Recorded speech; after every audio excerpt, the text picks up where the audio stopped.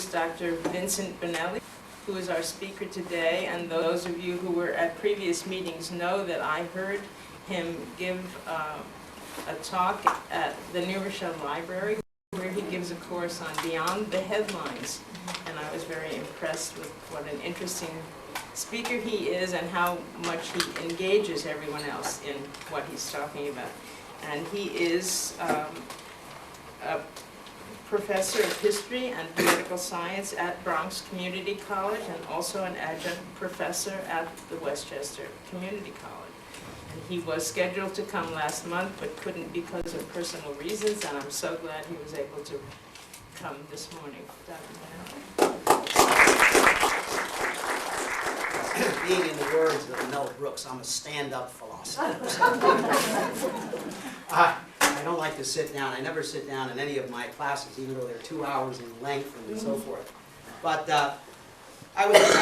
in light of what has happened, our election system, in 2008, we just went through a very important one. The question, of course, that comes to the fore, and in these surroundings, I suppose, it's very appropriate. The question of religion comes into play. And the question is the role of religion and politics in relation to the role of government. And that is a very intriguing question that people are still puzzling over. They argue over it and so forth. And I suppose that it can create tremendous controversy in many ways. But what I wanted to do is to look at some of these problems and present them to you. And obviously there will be, I'm sure, a lot of questions that will be forthcoming here.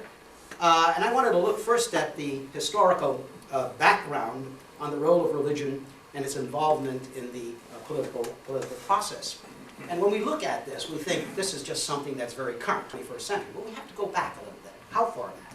Let's go back to the colonial period, if you will, just to get a little bit of the historical background. And this colonial period poses to us various questions. And the questions that particularly you have is, was it intended from its inception that the American development was to foster, importantly, religious freedom? Did the American foundation anticipate that state and church would be separate and that early Americans would be free to follow their own mind within the context of the growth of religious liberty? Some rather pointed questions. These are factors that certainly influenced the assembled founding fathers. This is an alliteration that was once presented by Warren G. Harding, and he called them the founding fathers, and that's the way they've been always referred to in his history textbooks. But the founding fathers were the ones who were going to now put together a constitution, and they would gather together in 1787 in Philadelphia, and of course these would influence them. But as we look at this, let's look a little bit at this problem of religious freedom from a historical perspective in this colonial period. The saying goes that if the United States, what is the United States of America today, had not existed, somebody would have to invent it. And invented it was by those who decided that they couldn't stay where they were. Particularly what happened in England after, just very briefly mentioning this, the Reformation period. England broke away, well, maybe because Henry VIII wanted to get a divorce. He couldn't get a divorce from his wife, so he said, all right, put me at the head of the church and I'll go along with it. And that's exactly what may have happened. But at any rate, England became separated, and it became an Anglican faith. It was a state church, and that became the official state church in England. Now, what happened is that not many people particularly cared for this. There were some who looked at the church and said, fine, we've done so far, we've broken away from the papacy, now let us go all the way down and put religion into the hands of the people. And when this didn't happen, they got into trouble. And this group who wanted to change the church, they were Puritans, as they call it. Why? Because they wanted to purify the church. But they had problems. At first they were tolerated, but then after that, the King, Charles II, what did he do? He suspended their rights for them, and so they decided the time had come to get out. Where are they going to go? Well, the New World beckoned. All right, you had a lot of areas along the Atlantic seaboard. You had what was known as Virginia, but Virginia was not the state of Virginia at that time. It was all the way from the 31st parallel north of Florida, all the way north up to the 45th parallel, which would put it right on the Canadian border. That whole area was known as Virginia. And they decided that they were going to come there. But where would they go? Well, there was the question of going to the first colony in Virginia. But that colony, which was founded, the Jamestown settlement, had put in its charter that the official church was going to be the Anglican church. So if you're trying to get away from it, that's not where to go. So they talk about going to northern Virginia, which places them in the New England area. And so ultimately, beginning in 1629, 1630, some 17 ships left England with a fellow by the name of John Winthrop, perhaps. I'm sure that many of you probably are familiar with that name. And they came and they established what was known as the Massachusetts Bay Colony. Prior to that, of course, another group of Puritans had established what was known at the time as the Plymouth Colony, which was just next to them. And as they did so, the question is, okay, now the Puritans can go, and now people can go and enjoy religious freedom. But that wasn't a good idea. Because they decided that, you see, they had to give these people, you had to follow a certain religious regimen that was dedicated and dictated, I should say, not only dedicated, but dictated by the governing agency. And that created problems. Because, you see, in order to participate in government at that time, you could be a free man, but you could not be a freeman. A freeman was the one who had political rights, and to have political rights, you had to belong to the political church that had been established there. So it created problems, and you have individuals who basically come to the fore, and ultimately what they do is they say, well, we can't tolerate this, and so some of them left, and there was a great exodus from Massachusetts Bay. They went into the Connecticut Valley. They went all different directions to get out of it. But the idea is there was emphasis, and there were those who were pressured. People like Roger Williams, as an example, starting very early, right? In 1636, he comes in, and what does he do? He talks about that there should not be a dictation of religious ideas to the people. Let the people be free to do what they want to do in their own concept. Roger Williams got into trouble, and he had to leave, and he went a little bit south to establish Providence Plantations, which was the beginning of Rhode Island. Okay? And later he was followed by a remarkable lady. Her name was Anne Hutchinson Parkway, right? And she also had to leave because, after all, she decided that she was going to do certain things. And she used to deal with people who were ill, shut-ins, women who were having at various stages of their pregnancies. So she would go to the services, listen to what the minister had to say, then come back and interpret it to the people. The people says, "What? You? How dare you? You're not a minister. How can you?" And besides that, she was a woman. You know, women didn't do. You know, I mean, that was that could not be. And so therefore, she had to leave the colony. She was put on trial, and she said certain things, but she was doing quite well up to a point when she said that she talked to God. And when she said that, you can imagine the red flags were up all over the place, and out she went, and she went down into the area of Rhode Island, which ultimately would grow. In fact, Rhode Island becomes, in essence, the first place where you will have this concept of religious freedom, where people can go ahead without government dictation. Now, all of these are things that certainly come to the fore, and I think that we can see that these are the elements that really stress this concept of religious freedom, which was a very important and significant aspect. But I think that in order to understand even more fully some of these, we have to understand also that the factors that influenced the founding fathers, to use that Harding's alliteration, you have, in a sense, the concept that they were much influenced by this concept of religious freedom. Religious freedom was really the first thing that they thought about, even though today we look at the First Amendment to our Constitution, correct? And we see that, first of all, that there shall be no established church, and then, or or the interference in the free exercise of religion thereof. But the freedom of religion was earlier. Free exercise of religion was something that was much earlier in form than, of course, the new established church situation. But they both have become important. But at any rate, we have this idea of this concept of the free exercise of religion. The question is, where, for instance, does this situation come into being? We have to understand that there was this agitation in the colony, in places such as Massachusetts, and also ultimately in other areas, in Rhode Island. But gradually there is a kind of a development. And one of the things that particularly came to the fore to establish this concept that there has to be freedom of religion, and this freedom of religion has to be here for those colonials and ultimately be part of our background today. And what came to the fore was the influence of what had now seemingly attached itself to religion. And that, of course, was the influence of the so-called Enlightenment period. We talk about the Enlightenment of the 18th century. Perhaps many of you are familiar as you think back in some history course that you may have taken somewhere along the line. Yes. In fact, I can always think that all my audiences of this nature, the older audiences, but I don't mean old in the sense of age, I don't mean that. I mean old in the sense of the fact we had background, basically.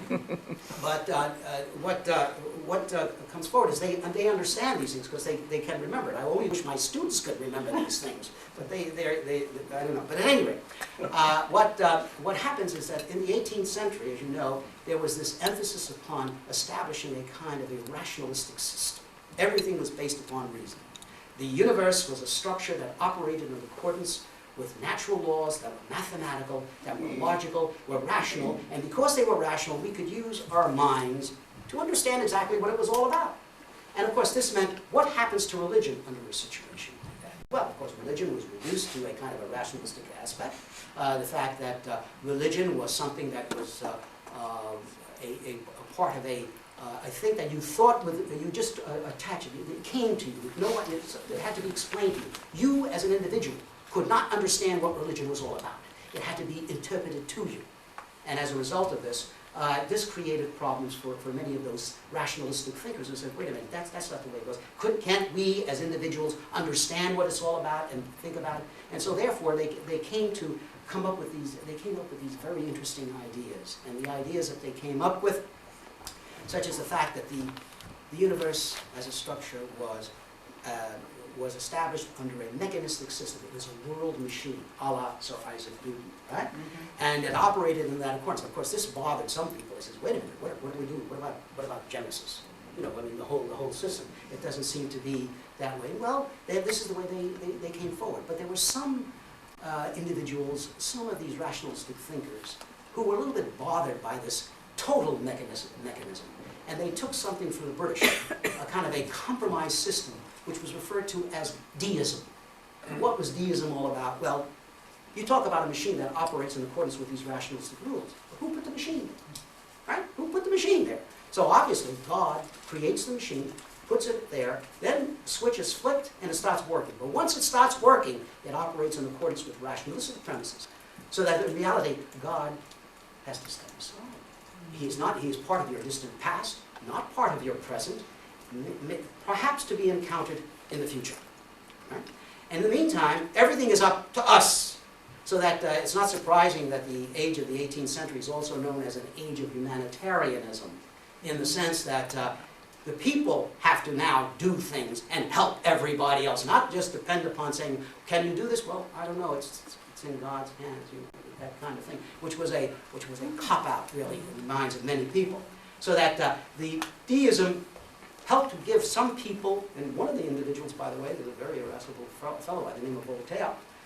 He was one who had been brought up, and many of those enlightened thinkers had been brought up. They had been baptized and so forth and so on, and when they died, the priest would come, and all of these kinds of things. So that they were a little bit uncomfortable with a totally rationalistic idea. So deism seemed to fit the bill. But then, of course, it goes to the other logical extent. Atheism. I mean, Baron von Holbach comes forward and ultimately comes forward with this idea of, well, if it's a machine, it's a machine. Don't worry about anything else. I mean, that's the way it goes. So all of these were concepts that were prevalent in the period of the 18th century. And of course, did they come to this 3,000 miles into the colonial zone? Oh, yes, they did. And this was something that bothered certain people. And therefore, you began to have in the 18th century a coming forward of trying to dispute the rationalism of religious experience and to bring it back to where it was, to the individuals. Religion is a personal thing, you see, they said, and it should be in the hands of these individuals. So now what we begin to have is a kind of evangelistic movement that comes into play. Perhaps some of you may know about Jonathan Edwards. Basically, he is the individual who came forward with this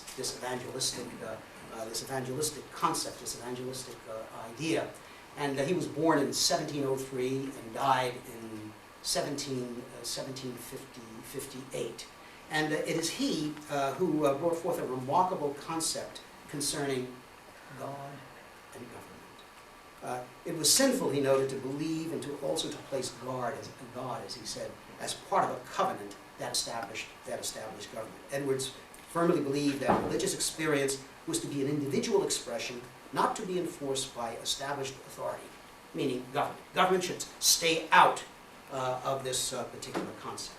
And so ultimately what we begin to get is this concept that now comes to the fore, and you begin to get this concept about ideas that government and religion should be separated from each other. You know, the idea of separation of church and state. You see what begins to come to the fore. And it is this concept of separation of church and state that oftentimes is looked upon as being, in effect, a kind of an American invention to further the course of religious freedom. And so we have therefore this idea that comes to the fore. There's a very interesting book that I just would like to refer you to, that you might be interested. It's a fairly recent book. It's by Stephen Waldman, and in his The Founding Faith, Providence, Politics, and the Birth of Religious Freedom in America, where he considers the question whether the United States was founded to be a Christian nation or a secular one. Waldman answers this question by stating that the founding fathers, that is those who were the ones that sat in the Constitutional Convention and were going to be the authors of that document that was going to be the governing agency for this country, adopted a revolutionary formula according to Waldman, by promoting faith by leaving it alone. End of quotation. Promoting faith by just leaving it alone. He illustrates this by quoting the First Amendment that says, "Congress shall make no law respecting an establishment of religion or prohibiting the free exercise thereof." And that's it. So where you go from here is dependent upon how that interpretation is going to come forward. It must be obviously understood that this First Amendment was not added to the Constitution until 1791, even though you were working up to this particular point of view. It was not added until 1791, but the concept was there, the background for it was there, and the concept of separation of church and state, which was what these individuals were talking about, was the concept that ultimately was added to the whole situation. Now, it's very interesting to see that how this would ultimately come into play. Let's look at, for instance, what happens. Now, it's added to the Constitution in 1790, and by the way, these amendments that say separation of church and state and freedom of religion and free exercise thereof was only applicable to the federal government when it comes into effect, not upon the states. You see, and it wouldn't be until the first quarter of the 20th century, 1925, when these amendments, which would include the First Amendment, actually ultimately come to apply to the states as well as the federal government. It took a little bit of time to get through the whole stream of judicial decisions all the way up through the U.S.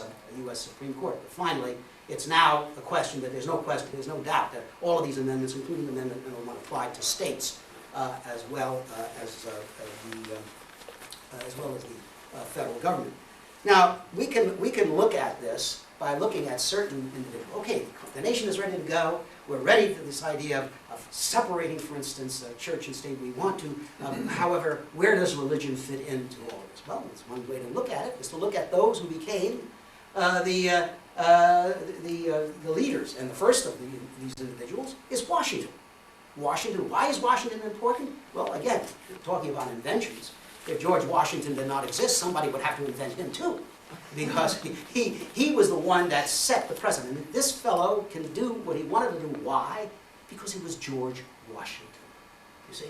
And he was the precedent setter. He established what basically becomes the whole idea.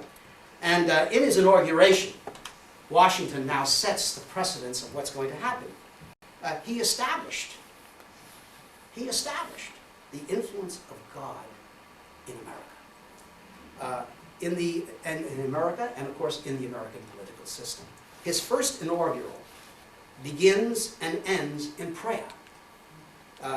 As he stated, quote, "It would be peculiarly improper to omit in the first official act my fervent supplications to the Almighty Being who rules over the universe." Hardly rationalistic in the sense of the 18th century. And he ends, "No people can be bound to acknowledge and adore the invisible hand which conducts the affairs of men more than the people of the United States." He also added at the end of the presidential oath, and the presidential oath, by the way, if I just may quote it very quickly, it's very brief. It says, "I do solemnly," notice, "I do solemnly swear." In parentheses it says, "or affirm." Now, obviously, there's a connection there. That there's obviously a religious connection there. I mean, when you swear is one thing. When you just merely affirm, that's something entirely different. "That I will faithfully execute the office of the United States of America and will do to the best of my ability preserve, protect, and defend the Constitution of the United States." That's the end. That's the end of the oath. But then he ended, "So help me God," with his hand on the Bible. And presidents have been doing that ever since. The only president, one of the few presidents that did not do it, his name was John Quincy Adams. He refused to put his hand on the Bible because he said that was a violation of the separation of church and state. But other than that, presidents, and particularly in our day and age, this is what becomes done. Now, also, there is another interesting book by Daniel Dreisbach et al. There are a series of authors to this. It's called "The Founders on God and Government." And here he notes, in fact, as a quote, "Washington's most definitive political statement regarding religion pertains not to the limits of government's power, but to the propriety of governmental support." So in other words, there's no doubt about having religion as a very important force. The only thing is, what does government do about it? Does government get involved in religious areas? In his farewell address, he stated, again, according to Dreisbach, quote, "Religion and morality are indispensable supports. The mere politician ought to respect and to cherish them." He recognized that Republican government needed religion for the simple reason that virtue and morality depended on religious faith. Now, that is indicative of the fact many people would say our early founding fathers were just a bunch of irreligious individuals, but no. And Washington, by the way, supposedly was also he was a Mason. He was part of that organization called the Masons. Freemasonry, actually. But the Masons were not a bunch of irreligious individuals. They believed in benevolence and helping people and so forth. And obviously, the emphasis is upon building things. You know, Masons, you know, goes all the way back to the medieval years. But these are the things. And again, according to Dreisbach, Washington's consideration of the free exercise of religion was for the public good. If religious sentiments supported the common good, the adherents would be free to act, freedom to do whatever you want to do. As long as what you did was in the nature of public good, he would say, government, stay away. Don't interfere. Otherwise, the government was free to act to conserve the common good. In other words, if religious actions went in directions that might be contrary to what was good for the people, then the government had a right to come in. Otherwise, free exercise thereof. And we'll see in some specific cases exactly how this materialized.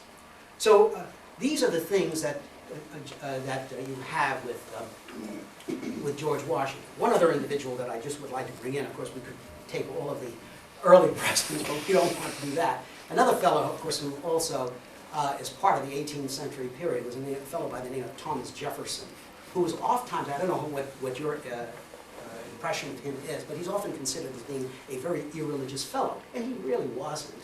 And this angered him, particularly in his period of retirement after he left the presidency after his second term in 1809. He was angered by it, and he mused over it, and he wrote about it, et cetera, et cetera.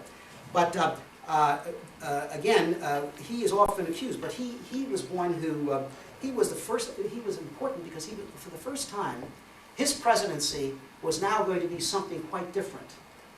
It was going to move from the Federalists, Washington and Adams, to what we call the Jeffersonian Republicans, not to be confused with the current Republican Party of today. These were known as Jeffersonian Republicans or Jeffersonians, then Democratic-Republicans, because the Republican Party doesn't come into play until 1854. So this is a different way to use the term Republican. Jefferson and Madison, who was also another interesting fellow, had been correct in their assessments of the results of a shift that would take place from the Federalists to the Republicans, and that was the flourishing of religion in America, and the different groups that had come into play, a lot of different groups that had come into play. In fact, this was an outgrowth of that period that Jonathan Edwards was about, that first Great Awakening that we talk about, in which all of these different religious groups came up. When you have so many different groups, who is going to be the one that you're going to do? Presbyterians, Baptists, Catholics. There was some Jewish in there, not too many, at least initially. At any rate, all of these are the kinds of things. And I suppose it was this aspect, this concern about with all the multiplicity of these religious ideas. And they were happy about one thing. It didn't lead to any kind of a civil war or fratricidal war, another kind of an American version of the Reformation period. It still meant that there were a lot of groups out there. And this, I think, is one of the reasons why Jefferson, in response to a letter in 1802 to the Danbury Baptist Association, came forward with the idea of what is referred to as the wall of separation. The wall of separation that exists. In other words, to make it clear that there was this wall that should not be penetrated by any of these religious groups. You can go ahead and do what you want to do religiously, but be careful, the government is not going to be something that you're going to be taking over, and the government is not going to do anything to you. The separation it's a two-way separation. This is the idea that comes to the fore. Now, so that this was very important, and this idea, however, of the wall of separation was an idea that wasn't necessarily in the minds of those founding fathers, because Jefferson stated this in 1802 when they were looking at separating church and state at the Constitutional Convention of 1787. They were looking at it from the premise of separating church and state, but this idea of the wall was something entirely different. This is something that comes into play a little bit later on. According to Dreisbach, again, if I may quote him again, Jefferson, quote, bears conspicuous responsibility for the development of our American civil religion, as he calls it, a complex of clear images and symbols related to and dependent upon a transcendent reality we call love. Through his public writings and statements, he deliberately crafted the civic faith to bind the nation together. And I think that this is very important. When you look at the influence of religion, even though we talk about separation of church and state and so forth, religion still becomes that important element, because God is the one element, you see, that is supposed to bind it all together and create this kind of morality, this virtue that otherwise would not exist. This is what these individuals are stating. And so this is what comes into play. Now, looking at all of this, how does all of this stand forward? How, when we come into our own period, when we come down to the present time? I suppose that one of the ways of looking at it is to see the kind of controversies that certainly materialized, basically, and look at it from the perspective of a series of of cases that go up to the U.S. Supreme Court as the ultimate arbitrator. It starts from here, and then it ends up there. And when it does, the question is, what kind of a decision you're going to get? A 5-4 decision, which doesn't really mean too much. But at any rate, we find, for instance, that there are the use of free exercise of religion. Let's take that as an aspect, because as I said, that was the older of the two. Free exercise of religion and no established church is the second one, even though they're both part of it, and no established church is before free exercise thereof, yet free exercise is the more important one. And there are a series of cases in which the Supreme Court established what is called the secular regulation rule. Stating that there is, quote, no constitutional right to exempt on religious grounds from the compulsion of a general regulation dealing with non-religious matters. So in other words, you can't just say something, I'm doing this because it's part of my religion. You see, this is what that statement is actually stating. For instance, let's look at a case beginning in 1879 as an example of this. The court ruled that one may not do anything they feel because it is connected to their religion. And specifically at this time, the court ruled that, that polygamy, which was outlawed in the Utah Territory, was something that, and a law was there, that the Mormons, some Mormons, I don't know about how many others, I mean, a fellow like Mitt Romney, for instance, I'm not quite sure what his status in this, but, you know, about polygamy and all that. But anyway, we don't want to get involved in something like that's a little bit too emotional, don't it? Basically, we all have our own individual ideas and so forth. And by the way, as I make these particular statements, I want you to realize that I'm just dealing with the historical basis. I'm not giving you my own personal feelings on these matters. I don't want to do it as it once happened. I just wanted to break this aside, in which, since this is an emotional situation, when I was talking about Charles Darwin, you see, in class one time, and a horrified young lady came up to me later on, after it was all over, and she said to me, Dr. Bonelli, do you believe in God? Why? Because I talked about Charles Darwin. I mean, you know, it's just one of those things. So you have to be, but what I'm presenting is what is part of the historical record. We can make of it and question it and turn it upside down as we wish. But at any rate, let's at least know it's there.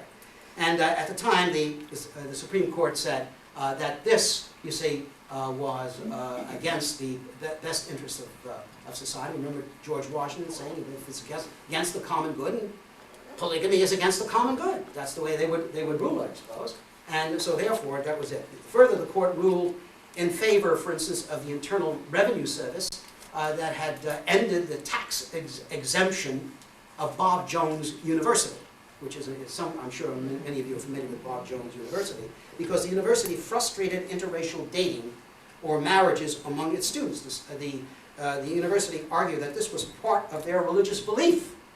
Okay? This was part of their religious belief, but the court ruled that the government had an overriding interest in ending racial discrimination. So therefore, what Bob Jones is doing is contrary to the public good. Remember with George Washington, you see, the dictum of George Washington. And also, for instance, there's an Oregon case back in 1990 as an example, where there was a group that they used what they call peyote, which is a hallucinogenic drug that comes from, I guess many of us are familiar with it, from cactus plants. And it was the law banning this use was upheld. And even though the Native Americans who followed the use of peyote said it's part of our religion. So basically, this is something that, as a result, example. So the self-regulation rule, secular regulation rule, seems to be very, very tight. But the Supreme Court works in various mysterious ways sometimes. And they have a tendency to loosen up. And there were a series of cases in which that happened. For instance, particularly when you come to a group known as the Amish, for instance, who objected to receiving Social Security because they said that because it showed a lack of faith in God. All right? Yeah, yeah. And the Congress passed a law absolving them permit. I think in fact, anybody can get away with from Social Security. You can sign yourself away. It's not on it. Well, who wants to do that, right? Who wants to do that? No one. Not even today. We want to hang on to whatever we got out there. Yeah. But then there was another situation where the Amish had the situation that they don't want their children to go to school beyond the 8th grade. Okay, and this was seemingly a violation of a Wisconsin law. But what was done is that it was argued by the court that the state had a valid reason, and they wanted to say that the state had a valid reason to force them to do so, and the Supreme Court said, no, you don't, because it's part of their feeling. So you see, there's that. Another example of leniency arose when a Florida city attempted to outlaw Santeria, which is a curious mixture of kind of Catholicism and voodoo. And what happened is that as part of what they do there, they slaughter chickens, which is part of it, I mean, basically.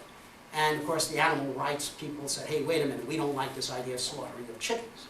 But the Supreme Court, here the court ruled that the city was targeting a particular religion and was not neutral. Therefore, the law was unconstitutional, basically.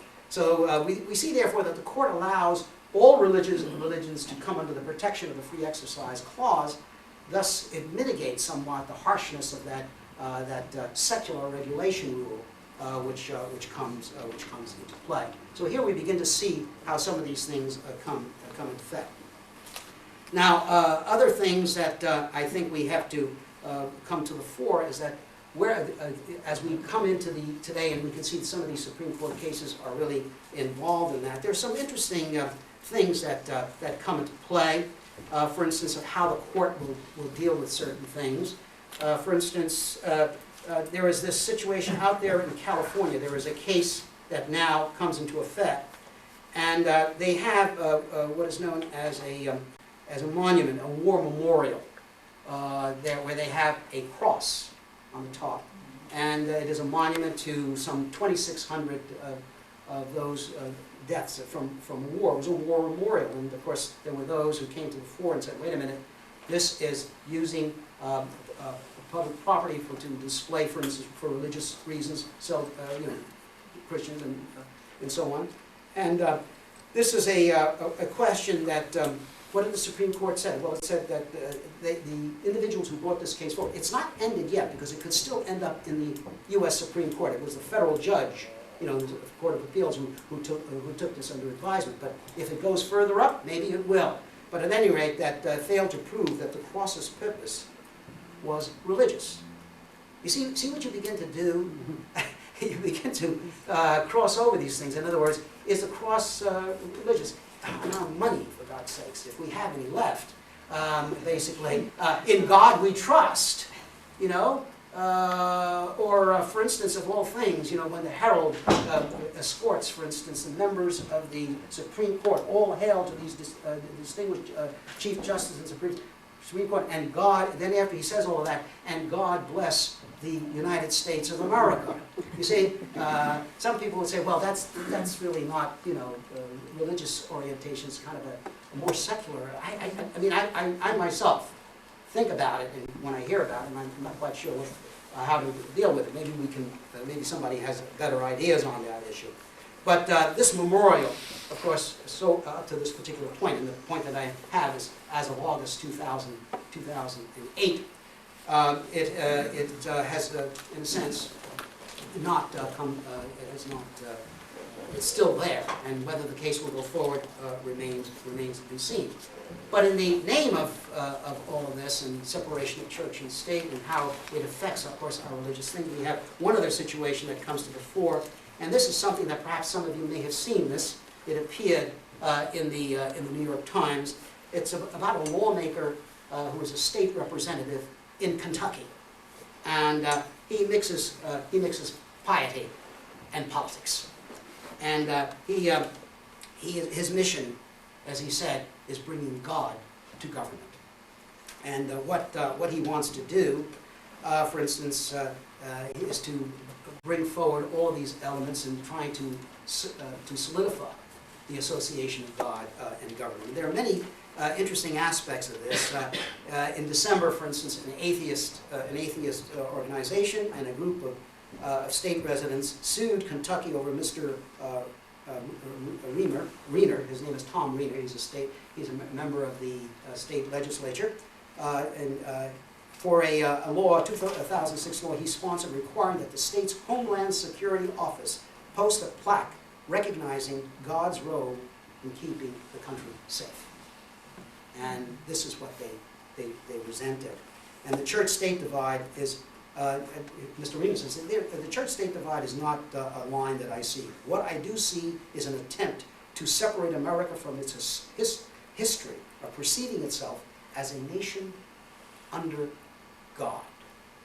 So this is the way in which he put it forward. But I mean, some of these things hit people who are saying, wait a minute, what about separation of church and state? What are you doing here? All right, follow your religion, do what you want to do. You're free to do it, but please don't mix it with the with government and in the political process. And so this is the way this case has gone. And of course, there are others, for instance, who were against it. And one of them, her name was Miss Stein, a state assembly's. They mentioned her as the state assembly's only Jewish member. You know what I'm saying? Only that. I suppose it has to be mentioned like that. And she said that just because the nation's forefathers held certain views about God, going way back to where we had started from, does not mean that all of these views fit today's more diverse context. You see, these are the issues that have to be taken into account.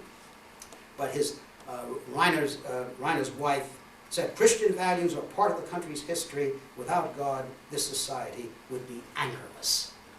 And it ends in a very interesting way, that as she said this, in the background to her was a sign that said Muhammad Ali Boulevard. Well, now, where does that bring us? It brings us to, of course, election 2008, right? And the whole thing of the whole program was part of any kind of an evangelistic ideas. We saw this with people such as Huckabee, for instance, among others, and so on.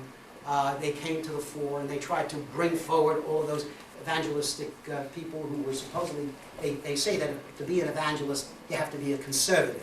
You can't be a liberal evangelist. I don't know why that is so, but at any rate, basically these are the kinds of things that come into play. And of course, the whole issue is one of religion, and as you can see, the move of trying to, in the campaign, I'm sure many of you saw this, ad infinitum, ad nauseam, okay? This 2-year campaign gradually evolved, and as you can see what happened to some of the key candidates as they began dropping out. Huckabee just drops out. Mitt Romney ultimately goes his way, and that leaves, of course, as it gets down to Obama and Hillary Clinton, and of course, basically on the Democratic side, and of course McCain on the other. We begin to see that you're beginning to, what is Obama doing? He's going towards the middle. And as he goes towards the middle, he has to take into account, for instance, the evangelistic groups that are part of it. And this, of course, is disturbing to many people because they expected he would go in there, and do things. And of course, what he is, Obama is obviously stated to be, for instance, he's pro-choice. He's pro-choice. And basically, that's one thing which, of course, is a no-no in the minds of conservatives wherever. And for instance, the dictum of the Catholic Church, certainly, basically, and evangelistic groups and so on as far as that. And the whole idea of what is he's obviously against, he's also against same-sex marriages. Okay, he's also against same-sex marriages. And but the question is, this of course creates a problem, particularly with the more liberalized group. You say, wait a minute, and so you're trying to reach out to all of these groups to try to bring in, because you see, if there were no interest in any of these things, you wouldn't want to do that. You would say, hey, listen, I am who I am, That's the whole way of it. But he has done that, and of course, what has now taken place, of course, is he is now elected president of the United States. Well, what will this mean? What will he do? Will he involve himself, for instance, in religious context? Will he put into effect such things as faith-based initiatives? Have you ever tried to grasp that particular aspect? Separation of church and state, faith-based initiatives. It's a little bit dubious, a little bit unclear as to what it is. Of course, this was during the current administration as it took place. What will he be doing about it? How will he deal with groups when he gets there? Well, we still have to wait. We still have to wait. Today is the 8th. We still have another 12 days to go. I mean, I can't understand why we have that situation. I'd like to see the man in there and do what they do in Europe. You're elected today, tomorrow you're in office, not this business. But then again, we would have to go back and change the whole Constitution all over again. And that's not what we don't want to go. We don't want to go through that again, I suppose. But the whole idea is, and the controversy that came over with his inauguration. All right, here he brings this fellow called Rick Warren on one side, who is obviously an evangelist. He's supposedly he is against abortion. He's against the same-sex marriages, and of course this offends, as you can imagine, everyone. They say, "What are you having him up there for?" To give the invocation. To give the invocation. And this is something, but yet, as you look upon it on one side, the idea that Rick Warren, however, is a fellow who also, for instance, has been in favor of supporting campaigns against AIDS. He's an environmentalist, which is much dear to the heart of Obama, obviously, and things of that kind. So that in reality, it isn't, maybe they say it as bad as you think. You see, the fact remains, you see, that both Rick Warren and Obama, although they are against same-sex marriages and they're against, they have their views of whatever they have, they are still willing to say that these people have rights that have to be protected constitutionally. That, I think, is the key thing.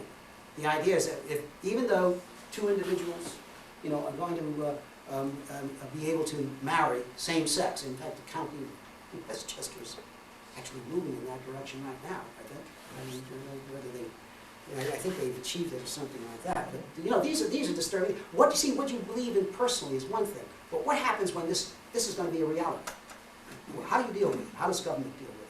What is the political process? Do you just really say, we're going to take these people and do what the ancient Assyrians did? They took all homosexuals and threw them off the mountainside. Why? Because they were useless to them. They didn't create any soldiers for them. So get rid of them. No, you can't do that. They have rights, so this is what you're going to do. And the point is that both Rick Warren and Obama, although they are against same-sex marriage, when this occurs, and they're going to occur, they have occurred, they're now there, you're going to have to protect them. The freedom for everyone, not just to use religion. Yes? Same-sex marriage isn't a religious right, though.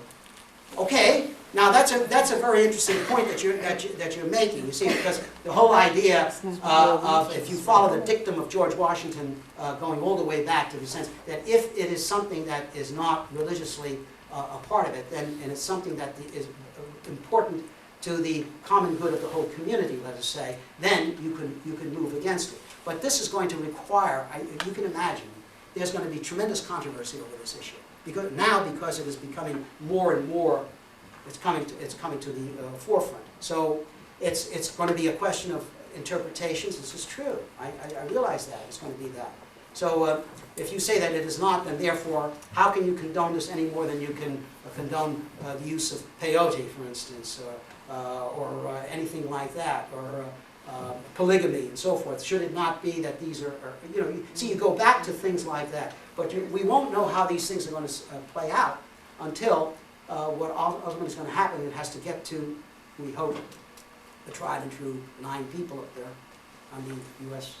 Supreme Court to say, well, look, this is not that their rights have to be guaranteed, yes, but it's not something that is a part of a religious orientation. I think that is that's a valid point. But these are arguments, of course, that would have to be put forward. But the whole thing is, one of the interesting things, I often thought when I this conference, then he got somebody else, Joseph Lowry, who is the very opposite of Rick Warren, to give the benediction. You know? And I kept thinking to myself, why didn't he do what Washington did? I mean, Washington presented the whole concept. Washington presented the issue to the fore, and he invoked from a religious standpoint what he had to invoke. Why couldn't this be done? Why must we bring in all of these other individuals? The reason is, I think, quite simple. You want to satisfy all groups. You see, that's just the point. And here's where the politics, you know, as Mel Brooks again said, politics, politics, politics. And that's what it is, politics, politics, politics. And we bring these issues in, and they are things that shouldn't be there. But so that in reality we talk about the idea of separation of church and state. If you want to use the doctrine, in fact, it has now become that the doctrine, for instance, of the wall of separation that Jefferson talked about way back in 1802. But there's a very interesting situation in relation to this. But what I wanted to present to you today is some of the interesting historical background factors here, as to whether we agree with any or all of them, some of them, or none of them, is something that is up to. But I think what we have to do is understand that these things are there. And even though sometimes some of these things are things that are not only disturbing, but things that we don't like to hear, you see, history is a continuum. This is the way I look at it as a history professor. And you just don't say, oh, I don't like this period, I'm going to leap over it. Oh, I don't like this period, I'm going to leap over it. It's a continuum. It's a continuum that is there. You have to go through it, just as I say, Charles Darwin has to be talked about, even though there are people who think that you don't believe in God when you do. You know? But the idea is, it's there, so you have to talk about it. And how is this situation? Is this situation resolvable? Well, possibly it is. I mean, you could say separation of church and state and so forth and so on. But I think that what has to be understood by all and sundry is that you cannot have this kind of controversial thing. What mine is better than yours. You accept mine and throw out all the others. If the Constitution means what it says, that there shall be no established religion and everybody should be allowed to have the free exercise thereof, then go ahead and do it. As long as it is part of your religious experience, you should be free to do it. But then the other issue is what happens when it becomes involved with the governmental experience. What happens when the political forces, the individuals who run for public office, pick up on these issues and try to present their particular point of view, that then you have the idea that if this person is elected, this is what's going to happen. You know, are we going to, would you go back to a state-church relationship, or what we supposedly have at the moment? So basically, this is it.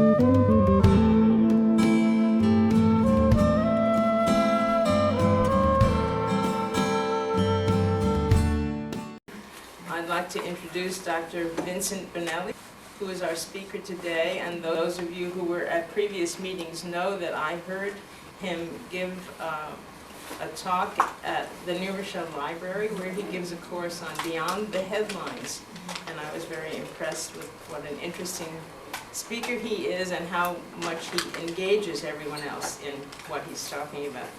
And he is professor of history and political science at Bronx Community College and also an adjunct professor at the Westchester Community College. And he was scheduled to come last month but couldn't because of personal reasons, and I'm so glad he was able to come this morning. Dr. Bonelli.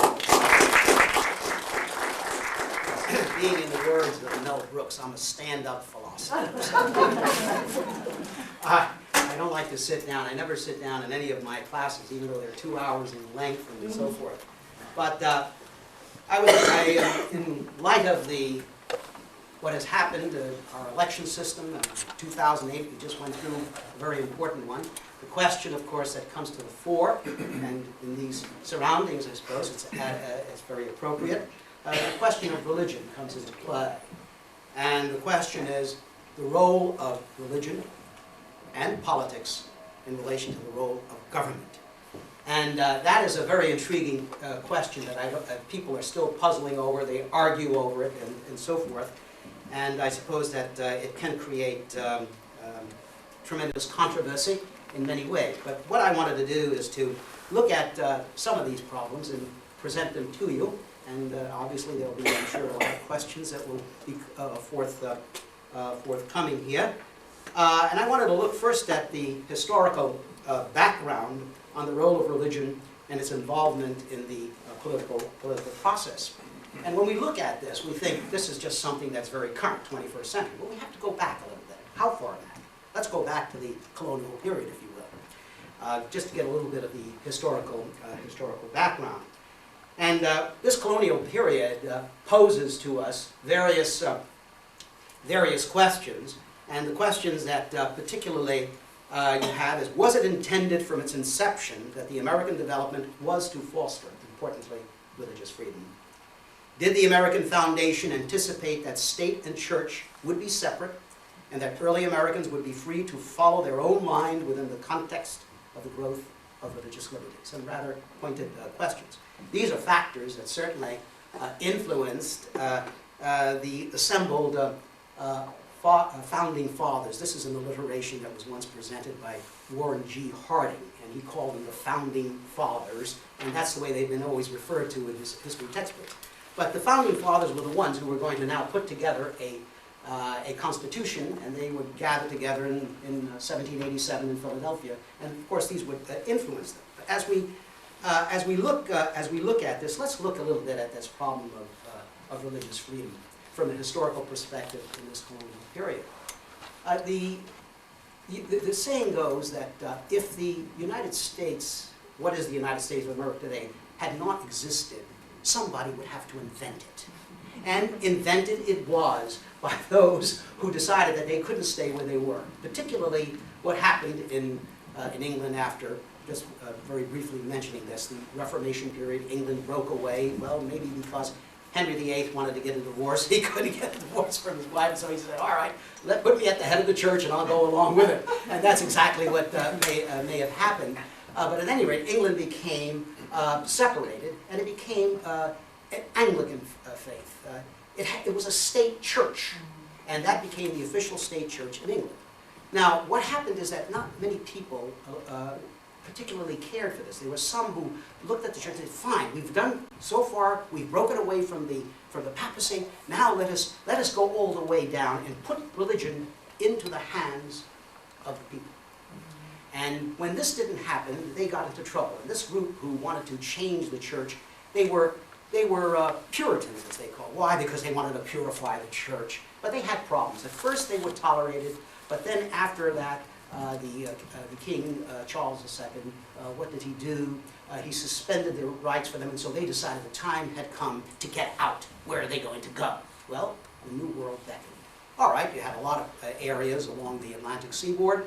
You had what was known as Virginia, but Virginia was not the state of Virginia at that time. It was all the way from the 31st parallel north of Florida, all the way north up to the 45th parallel, which would put it right on the Canadian border. That whole area was known as Virginia.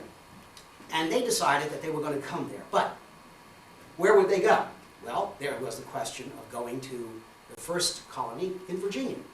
But that colony, which was founded, the Jamestown settlement, had put in its charter that the official church was going to be the Anglican church. So if you're trying to get away from it, that's not where to go. So they talk about going to Northern Virginia, which places them in the New England area. And so ultimately, beginning in 1629, 1630, some 17 ships left England with a fellow by the name of John Winthrop, perhaps. I'm sure that many of you probably are familiar with that name. And they came and they established what was known as the Massachusetts Bay Colony. Prior to that, of course, another group of Puritans had established what was known at the time as the Plymouth Colony, which was just next to them. And as they did so, the question is, okay, now the Puritans can go, and now people can go and enjoy religious freedom. But that wasn't going to be it. Because they decided that, you see, they had to give these people, you had to follow a certain religious regimen that was dedicated and dictated, I should say, not only dedicated, but dictated by the governing agency. And that created problems. Because you see, in order to participate in government at that time, you could be a free man, but you could not be a freeman. A freeman was the one who had political rights, and to have political rights, you had to belong to the political church that had been established there. So it created problems, and you have individuals who basically come to the fore, and ultimately what they do is they say, well, we can't tolerate this, and so some of them left, and there was a great exodus from Massachusetts Bay. They went into the Connecticut Valley. They went all different directions to get out of it. But the idea is there was emphasis, and there were those who were pressured. There were people like Roger Williams, as an example, starting very early, right? In 1636, he comes in, and what does he do? He talks about that there should not be a dictation of religious ideas to the people. Let the people be free to do what they want to do in their own concept. Roger Williams got into trouble, and he had to leave, and he went a little bit south to establish Providence Plantations, which was the beginning of Rhode Island. Okay? And later he was followed by a remarkable lady